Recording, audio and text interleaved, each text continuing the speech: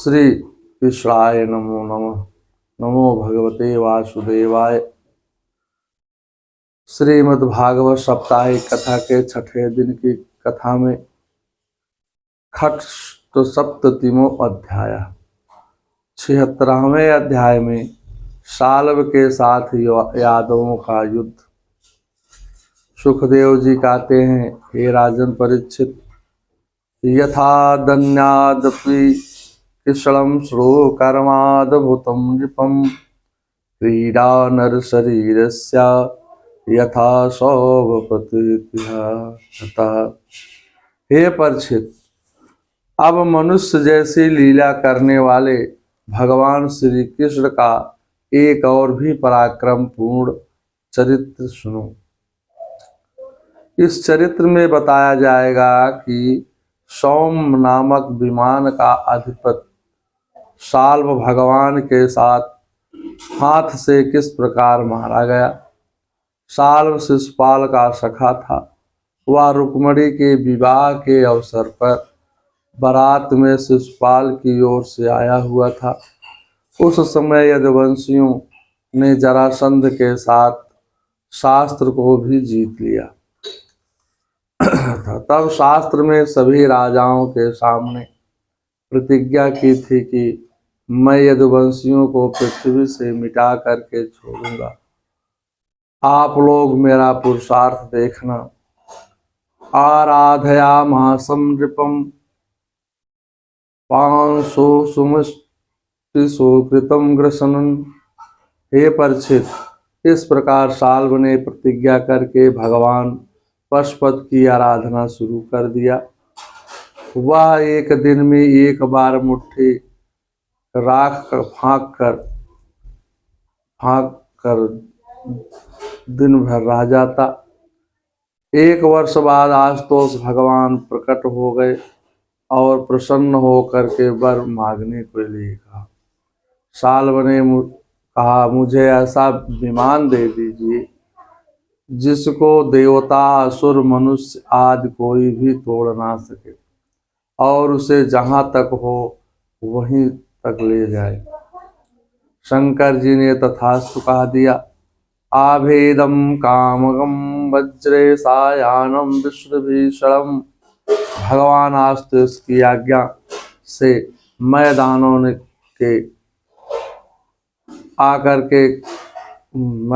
के नगर के ने आकर के लोहे का ऐसा विमान बनवाया जो साल्व की इच्छा के अनुसार चलता था।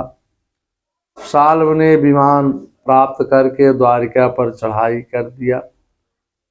वह हमेशा यादवों के बैर का स्मरण करता रहता था। साल्व ने बहुत बड़ी सेना लेकर के द्वारिका को चारों ओर से घेर लिया। वह वन, उपवन, राजमहल, नगर के द्वार, अट्टारिकाएं, दीवारों को नष्ट भ्रष्ट करने लगा।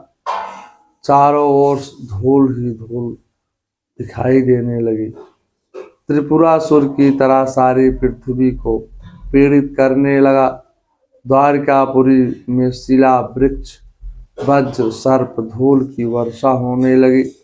दिशाएं आच्छादित होने लगी। प्रद्युनो भगवानम वेक्षम वद्यमानम निजा प्रजा में त्राहि त्राहि की आवाज आने लगी।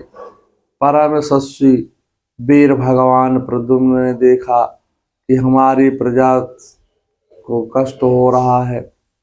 उन्होंने रथ पर सवार होकर के जनता को ढाढ़स बंधाया और कहा, डरो मत। इसके बाद प्रद्युम्न जी बड़े वेग से रथ पर चढ़कर दौड़ पड़े। उसके पीछे सात्विक, चारुदेड़, शाम बहुत से वीर धनुष बाण लेकर दौड़े। घमासान युद्ध होने लगा। प्रद्युम्न ने अपने दिव्य शस्त्रों से क्षण भर में ही साल्व की माया को नष्ट कर दिया। तांच सौम्यमयसायं दिव्य शास्त्रे रुक्मिणी सुतः। प्रद्युम्न जी 100 बाण साल्व तथा सेनापति पर मारे। फिर प्रत्येक सैनिक को एक एक और सारथियों को तथा 10-10 वाहनों को 3-3 बाणों से घायल कर दिया। प्रद्युम्न के इस पराक्रम की अपने पराये सभी सैनिकों ने प्रशंसा करने लगे। साल्व चारों ओर से भीषण बाणों को की वर्षा कर रहा था। यादव सेना भी उसका डटकर मुकाबला कर रही थी। प्रद्युम्न ने उसी समय गदा मारकर उसके मंत्री द्युमान को 25 बाण मारकर मूर्छित कर दिया।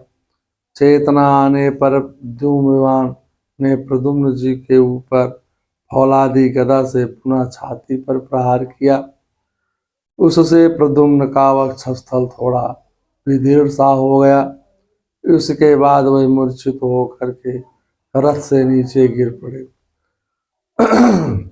सारथी धर्मानुसार प्रद्युम्न को युद्ध स्थल से हटा करके ले गया और होश आने पर प्रद्युम्न जी ने कहा, अहो अस्मादिदं सूतं रणे अस्म समर्पणम। हे सारथी, तूने यह बहुत बुरा किया। हाय, तू मुझे रणभूमि से हटा दिया। हमने ऐसा कभी नहीं सुना कि हमारे वंश का कोई भी वीर कभी रणभूमि छोड़ करके हट गया हो। मैं ताऊ जी, बलराम जी और पिता श्री कृष्ण के सामने क्या उत्तर दूंगा। सारथी ने कहा, सोतम कृच्छगतम रक्षेत रथिनम सारथी रथी। हे आयुष्मान, मैंने जो कुछ भी किया है वह सारथी का धर्म समझकर ही किया है। मेरे स्वामी युद्ध का ऐसा धर्म है कि संकट पर सारथी रथी की रक्षा करते और रथी सारथी की। शत्रु ने आप पर गदा का प्रहार किया था, जिससे आप मूर्छित हो गए थे, बड़े संकट में थे, इसी से मुझे ऐसा करना पड़ा। तात्विक विवेचन, प्रद्युम्न जी साक्षात कामरूप के स्वरूप हैं, जो इस समय द्वारकापुरी में हैं, जहाँ श्याम सुंदर श्री कृष्ण स्वयं विराजमान है। वहाँ भला कोई कमी कैसे हो सकती है। जहाँ काम होता है वहाँ कमी होती है, जहाँ श्याम है वहाँ पूर्णता होती है। द्वारकापुरी में इस समय कामदेव है, क्योंकि संपूर्ण परिवार इस समय यज्ञ महोत्सव में आ गया है। इसलिए साल्व ने द्वारका पर आक्रमण कर दिया। इसका भाव है कि हमारे जीवन में जब केवल काम ही काम रह जाता है, तभी तो आक्रमण विकारों का होता है। विवेक और अनादर से ही काम की विजय होती है और शत्रुओं का आक्रमण होने लगता है। हमारे शत्रुओं, बाहरी शत्रुओं से उतना खतरा नहीं होता है कि जितना भीतरी शत्रुओं से होता है। इसलिए इंद्रियों के आश्रय श्री कृष्ण को बचाओ। इसलिए इंद्रियों के आश्रय श्री कृष्ण को बनाओ। श्री कृष्ण ने साल्व का मान मर्दन किया। श्रीमद् भागवत साप्ताहिक कथा के 10वें स्कंद का खष्ट सप्ततिम अध्याय समाप्त। कृपा 76वां अध्याय समाप्त होता है। मंगलम भगवान विष्णु, मंगलम गरुड़ाध्वजा, मंगलम पुंडरीकाक्षाय, मंगलाय तनो हरि। अथ सप्ततिमो अध्याय। 77वें अध्याय में साल्व उद्धार। सुखदेव जी कहते हैं, हे राजन, सा तपस्वी श्रुतम सलिलम संदिशोदृत कार्मुका नव महाधूमतुम करवम वीरस्ताय सारथिम। अब प्रद्युम्न जी ने हाथ मुंह धो करके कवच पहन करके धनुष धारण किया और सारथी ने कहा कि मुझे वीर द्युमान के पास फिर से ले चलो। प्रद्युम्न ने युद्धभूमि में पहुंचकर साल्व के मंत्री द्युमान पर 8 बाण मारे। द्युमान यादव सेना को तरह तहस नहस कर दिया था। 4 बाणों से उसके 4 घोड़े और एक एक बाण से सारथी, धनुष, ध्वजा और उसका सिर काट दिया। इधर गद, सात्विक, जाम आदि यदुवंशी वीर भी साल्व सेना का संहार करने लगे। उनके तीखों बाणों से के प्रहार से गर्दन कटे सैनिक समूह में गिर पड़े। इस प्रकार यदुवंशी और साल्व के सैनिक एक दूसरे पर प्रहार करने लगे। युद्ध लगातार 27 दिन तक चलता रहा। इंद्रप्रस्थम गता कृष्णम आयुतो धर्म सोनुनाम। उन दिनों भगवान श्री कृष्ण धर्मराज युधिष्ठिर के बुलाने से इंद्रप्रस्थ गए हुए थे। राजसूय यज्ञ हो चुका था और शिशुपाल की भी मृत्यु हो गई थी। वहां भगवान श्री कृष्ण को भयंकर अपशकुन होने लगे। यह देखकर भगवान श्री कृष्ण ने सबसे विदा लेकर के वहां से द्वारिका के लिए प्रस्थान किया। वहां पहुंचने पर भगवान ने दारुक से कहा, मेरा रथ साल्व के पास ले चलो। देखो, यह साल्व बड़ा मायावी है। भगवान की आज्ञा प्राप्त कर सारथी ने रथ हाँक दिया। साल्व सेना अब तक नष्ट प्राय हो गई थी। उसने भगवान को देखते ही दारुक के ऊपर शक्ति प्रहार किया और साल्व की शक्ति को सारथी की ओर जाते देख श्री कृष्ण ने अपने बाणों से सैकड़ों टुकड़े कर दिए। फिर उसे भगवान पर प्रहार किया। इसके बाद भगवान ने 16 बाणों से साल्व को बीध डाला और असंख्य बाणों से विमान को छलनी कर दिया। सेना में हाहाकार मच गया। इसके बाद साल्व ने गरज करके श्री कृष्ण से कहा, अरे मूर्ख, तूने हम लोगों को देखते हमारे भाई शिशुपाल की पत्नी का हरण कर लिया और शिशुपाल का वध कर दिया। ये तो तू मेरे सामने से नहीं भागा तो तुझे आज ही हम लोग पहुंचा दूंगा। नन्या पुनरावृत्तिम यत्तिष्ठेमाग्रतः। भगवान ने कहा, ऐसा लगता है कि तेरी मृत्यु अब निकट आ चुकी है। ऐसा कह करके भगवान ने उसकी हंसली गले के नीचे की हड्डी इस प्रकार उस पर इस प्रकार से प्रहार किया कि वह खून उगलता हुआ कांपने लगा और वहां से अंतर ध्यान हो गया। 2 घड़ी बाद एक पुरुष ने युद्ध भूमि में जाकर भगवान को सिर से प्रणाम किया और रोता हुआ बोला, मुझे आपकी माता देवकी ने भेजा है। साल्व ने तुम्हारे पिता को बलपूर्वक बांध लिया है। बाद में उदास होकर भगवान ने कहा, साल्व ने बलराम जी के रहते मेरे पिता को कैसे बांध लिया, यह बड़े आश्चर्य की बात है। विधाता बड़ा बलवान है।